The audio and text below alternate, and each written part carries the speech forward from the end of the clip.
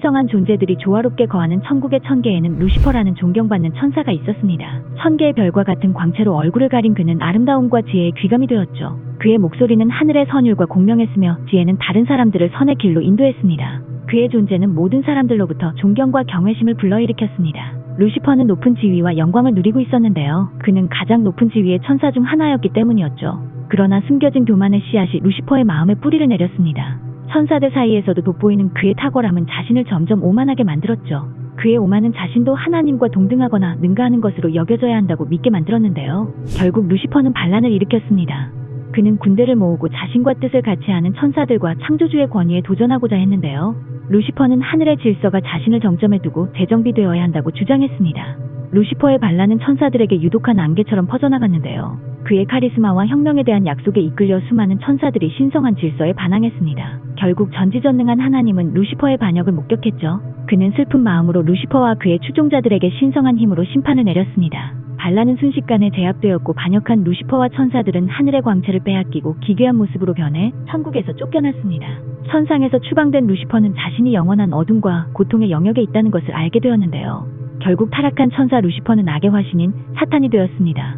그의 마음은 하나님에 대한 증오와 순결한 것을 더럽히려는 욕망으로 끌어올랐습니다. 루시퍼는 하나님이 나타나지 않는 지옥을 그의 영역으로 삼고 악마로 변한 타락한 동료들과 함께 세상을 혼란에 빠뜨리고 인류를 죄로 유혹하면서 위안을 찾았죠.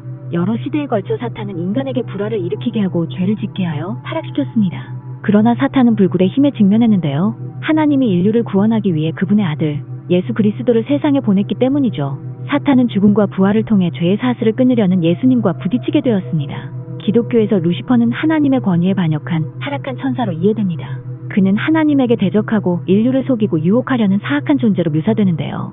기독교에서 사탄이라고 불리는 루시퍼는 특정한 능력을 가지고 있다고 믿고 있죠. 그는 속임수와 유혹의 대가로 묘사됩니다. 진실을 왜곡하고 상황을 조작하며 인간을 유혹하여 죄악된 행동에 가담하도록 하는 능력이 있는 것으로 여겨집니다. 그는 타락한 천사인 악마가 거주하는 지옥의 통치자로 간주되는데요. 그는 자신의 통치력을 이용해 인간의 약점, 사회 구조 등을 추종자들을 시켜 공격하는 것으로 알려져 있죠. 그는 기독교 신자들을 영적 전쟁터로 끌어들입니다. 그는 적극적으로 하나님의 일을 반대하고 훼손하려고 시도하며 하나님 왕국의 확장을 방해하는 것으로 여겨진다고 하네요.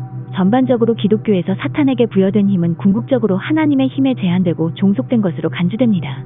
기독교에서 루시퍼라는 이름은 일반적으로 은유적 설명으로 사용됩니다. 시간이 지남에 따라 일부 신학적 해석과 특정 문학 작품은 루시퍼라는 이름을 사탄 또는 악마와 연관시키기 시작했는데요. 이것은 문학과 예술적 표현, 신학적 접근 방법에 집중하고 있는 것으로 보입니다. 따라서 루시퍼라는 타락한 천사의 개념은 악에 맞선 하나님의 승리를 가지고 있습니다. 기독교인들은 예수 그리스도와 성령의 능력 그리고 하나님에 대한 믿음을 통해 사탄의 권세에 대적하고 이길 수 있다고 믿고 있죠.